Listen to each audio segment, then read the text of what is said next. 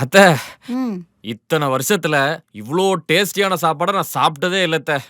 மாமா கொடுத்து வச்சவர் தான். உங்க மாமாலாம் ஒன்றும் கொடுத்து வச்சவர் இல்ல. சமியை கட்டிக்க போறோம் தான் கொடுத்து வச்சவன். ஏன்? ஏன்னா சமைச்சதே நம்ம சமயம் தானே.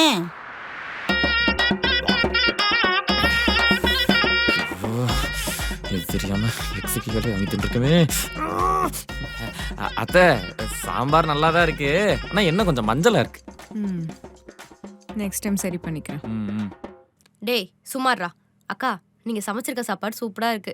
நீங்க மருமகளா போற வீடு கொடுத்து வச்சிருக்கணும். அப்படின்னா மாப்பிள்ளை தான் கொடுத்து வச்சவரு.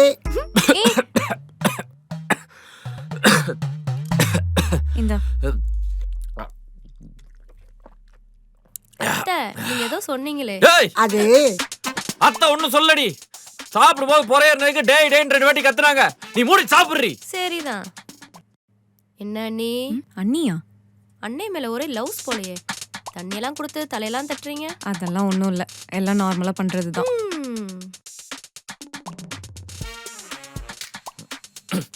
திங்க கூப்பிட்டா திங்கிற வேலைய மட்டும்தான் பார்க்கணும். மாமா வேலையெல்லாம் பார்க்க கூடாது.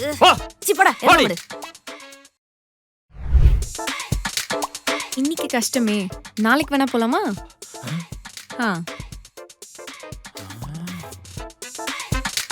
சரி ஓகே. அடி பாவி, பிரேக்கப் ஆகி 1 வருஷம் கூட ஆகல, அதுக்குள்ள அடுத்த ஆளை பிடிச்சிட்டா நீ. ஓகே நாளைக்கு போலாம். பாய் சக்தி.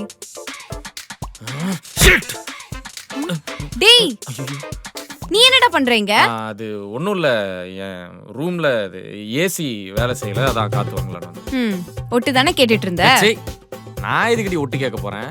அதான் உனக்கு எனக்கும் இனி ஒட்டு இல்ல உறவு இல்லன்னு அன்னைக்கே காதல் எடுத்து பண்ணியாச்சுல்ல. நீ சக்தியோ கீர்த்தியோ எவன் கூட வேணா எனக்கு என்ன வந்துச்சு. அட எரும மாடே, சக்தின்றது பொண்ணு. பொண்ணா? ஏய் நீ என்னடி இப்படி இறங்கிட்ட? அடச்சி புத்தி எப்படிலாம் போகுது பாரு. 2 பேரும் என்ன பண்ணிட்டு இருக்கீங்க?